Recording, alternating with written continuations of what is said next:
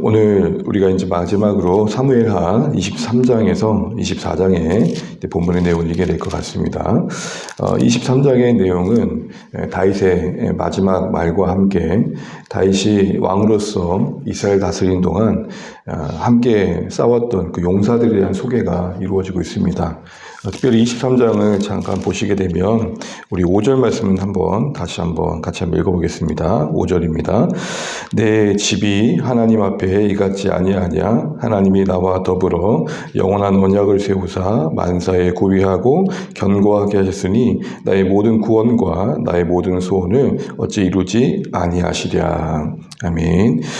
오늘 23장의 1절에서 7절까지 다윗의 이 마지막 말의 핵심 속엔 하나님과의 맺은 언약이 있음을 보게 됩니다.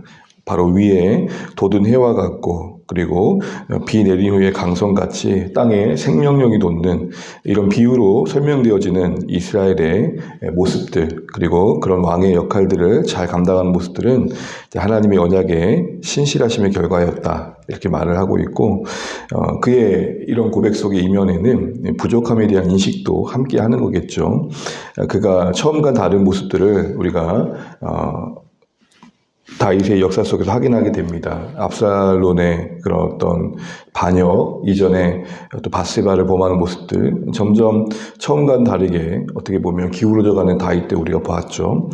그런 현실 속에서 다윗이 이제 하나님의 언약에 자신의 왕됨이 달려 있다는 것을 다시 뼈저리게 깨달았을 겁니다.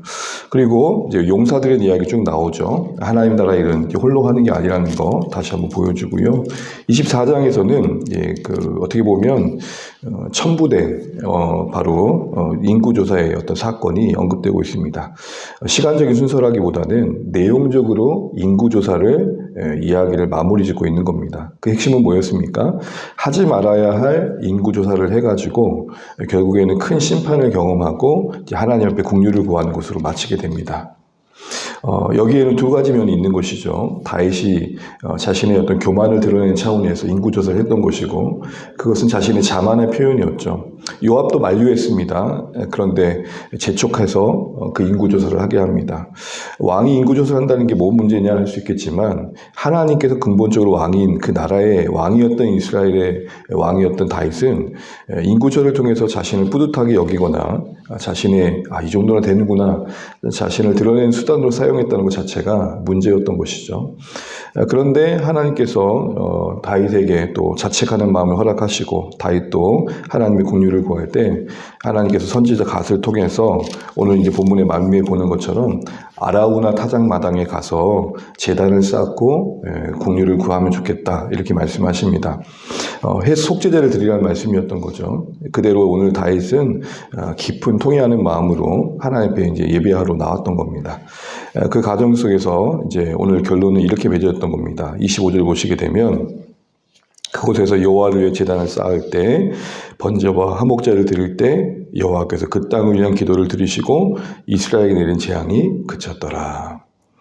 여러분, 이런 질문을 이제 해보는 겁니다. 24장까지 와서 사무엘 상하의 이야기가 맞춰졌는데, 아시는 것처럼 사무엘 상하의 이야기의 핵심은 뭡니까? 왕이 누구시냐라는 겁니다. 이스라엘의 왕이 누구시냐라는 질문이었습니다. 1장에서 왕을 요구했던 이스라엘의 요구에 사무엘을 통해 사울을 세우시고, 또 사울이 하나님의 마음을 쫓지 못할 때 다윗을 세우시고, 그리고 이제 이야기가 이제 마무리되어집니다. 그러면서 다윗의 그런 잘못된 판단, 그리고 긍휼을 구하는 자리에 서 있는 모습을 결론으로 오늘 이 사무엘 상하가 맞춰지고 있는 겁니다. 결국 이스라엘의 왕의 모습은 어떠해야 되는지를 보여주고 있고, 더 나아가 그것은 이스라엘의 진정한 왕은 누구냐라는 질문에 하나님께서 간접적으로 이 다윗의 모습을 통해 보여주고 계십니다. 결국 다윗은 한 대리자일 뿐이라는 것이죠. 하나님의 대리자일 뿐 진정한 왕은 하나님이라는 거고, 그 하나님의 명령에 복종해서 이스라엘을 인도해야 할 책임이 그에게 있던 것입니다. 오늘 긍휼을 구하는 이 모습이 딱 왕의 모습입니다. 사무엘상이 한나의 간절한 국류를 구하는 기도로 시작했던 것처럼 다윗의 국류를 구하는 기도로 맞춰지는 이 왕을 이야기하는 사무엘상의 양쪽을 둘러싸고 있는 국류를 구함이 이스라엘 나라의 왕은 어떤 모습이냐 할 때 바로 그걸 대변해주고 있다는 것이죠. 아라우나 타작마당에 제단을 쌓고 하나님의 국류를 구하는 이 다윗의 모습이 그가 왕으로서 하나님 앞에 서야 될 중요한 모습이었던 것입니다. 오늘 이 새벽에 사무엘 상하를 마치면서 우리 자신에도 이런 질문하면 좋겠습니다. 나에게 왕은 누구신가? 우리의 신앙의 고백이 분명한 왕은 하나님이시지만 우리의 삶에 정말 하나님이 왕이 되고 계신가? 오늘 찬양의 고백처럼 내 임금 내 예수, 내 임금 내 주여, 내 임금 내 주여, 그렇게 고백하면서 우리가 하나님의 은혜와 공유를 구한 지를 떠나지 않을 때 그것이 우리가 하나님이 진정한 왕이심을 고백하는 삶의 원리일 것입니다. 특별히 여러분, 이 아라우나 타작마당에 제단을 쌓았는데 그리고 거기서 쌓여진 예배가 이스라엘의 진노를 그치게 했던 하나님의 은혜의 현장이었는데 바로 이 자리에 바로 훗날에 솔로몬이 성전을 짓게 됩니다. 은혜가 있던 그곳에 하나님의 영을 또 예배하는 건물로서의 성전이 자리매게 가는 것이죠.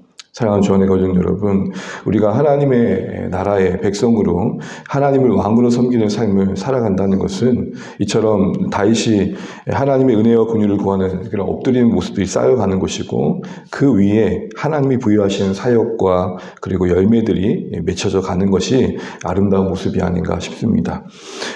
엎드려 긍휼을 구했던 그 자리가 성전이 됩니다. 아무것도 없어 보이는 그 자리에 우리의 눈물이 쌓이고 정말 하나님 이곳에 왕이십니다는 고백이 진정성 있게 쌓일 때 하나님 거기에 그래도 겉으로 드러나는 성전을 짓게 하셨던 것처럼 우리의 눈에 확인될 만한 열매들을 보게 하실 것입니다. 우리가 어떤 결과를 가지고 하나님의 왕됨을 확인하는 게 아니라 우리의 존재 안에 왕이신 하나님이 없으면 안 됨이라는 절박함 속에 확인된 엎드림이 진정한 하나님을 왕으로 고백하는 신자들의 모습일 것이고 그 위에 하나님의 그 왕을 인정하는 그 자리에 하나님이 사역을 맡기시고 하나님 나라 일을 맡겨가실 겁니다. 어떤 일이 있고 거기에 하나님의 왕됨을 주장하는 게 아니라 우리의 존재 안에 하나님의 왕됨을 주장하고 우리 교회 안에 하나님의 왕됨을 주장할 때 거기 위에 하나님은 성전과 같은 하나님 나라 일을 맡겨가신다는 것이죠. 오늘 이 그림을 그려가시면서 우리 주안의 공동체가 이제 걸음을 걸어가는 여정 속에 오늘 이 사무엘하 마지막 이 모습을 잊지 않으면 좋겠습니다. 어떤 자리 위에 성전을 만들어 가셨는지, 어떤 자리 위에 하나님께서 주의 나라의 사역을 맡기셨는지를 기억하면 좋겠습니다. 믿음으로 우리가 하나님의 왕됨을 고백하는 그 모습을 지켜가시면 좋겠습니다. 하나님, 나의 왕은 하나님이십니다. 주안의 공동체의 왕은 하나님이십니다. 이 나라 이 민족의 왕도 하나님이십니다. 그 왕이십니다는 절박한 고백의 진정성은 뭐냐? 오늘 이 속죄제를 드리는 것처럼 하나님 오늘도 우리를 긍휼히 여겨 주십시오. 오늘도 우리의 모습을 받아주시고 용납해 주시고 하나님 부족하지만 우리를 통해 영광 받아주십시오. 이 진정한 고백 위에 성전을 허락해 주실 것입니다. 우리 이런 하나님의 나라의 은혜를 바라보면서 이 새벽에도 사무엘을 마치면서 정말 나의 왕은 누구신가? 우리의 왕은 누구신가? 우리에겐 이런 진정한 고백이 있는가? 다시 한번 돌아보시는 이 새벽 하루의 시작되시길 바랍니다. 기도하겠습니다.